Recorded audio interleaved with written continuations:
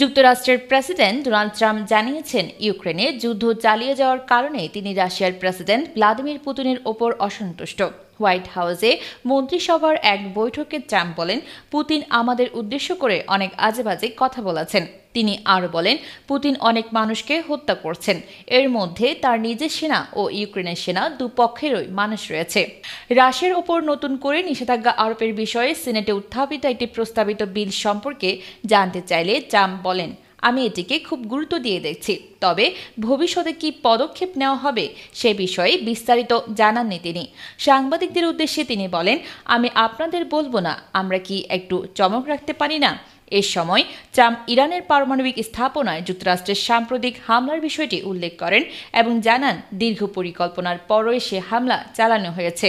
এদিকে ফ্রান্সের president Emmanuel মাখো যুক্তরাজ্যের পার্লামেন্টে বলেন, ইউরোপ কখনোই ইউক্রেনকে ছেড়ে দেবে না। তিনি জানান, ইউক্রেনকে সহায়তা করতে ইচ্ছুক দেশগুলোকে নিয়ে যুক্তরাজ্য ও ফ্রান্স একটি বিশেষ জোট গঠন করবে। ট্রাম্প আরও জানান, তার প্রশাসন ইউক্রেনকে নতুন অস্ত্র পাঠানোর প্রস্তুতি নিয়েছে। এসব অস্ত্র আত্মরক্ষামূলক হবে, যদিও সম্প্রতি অস্ত্র মজুত কমে যাওয়ার কিছু সরবরাহ সাময়িকভাবে বন্ধ ছিল বলে জানিয়েছে পেন্টাগন। নির্বাচনী প্রচারে ট্রাম্প প্রতিশ্রুতি দিয়েছিলেন, তিনি প্রেসিডেন্ট হলে ইউক্রেন যুদ্ধ দ্রুত থামিয়ে দেবেন। ইতিমধ্যে পুতিনের সঙ্গে একাধিকবার টেলিফোনে কথা বলেছেন, তবে তার কূটনৈতিক প্রচেষ্টা সত্ত্বেও এখনও সংঘাত বন্ধ হয়নি। রাশিয়া ও ইউক্রেনের মধ্যে সাময়িক যুদ্ধবিরতির আলোচনা হলেও স্থায়ী চুক্তি এখনও হয়নি।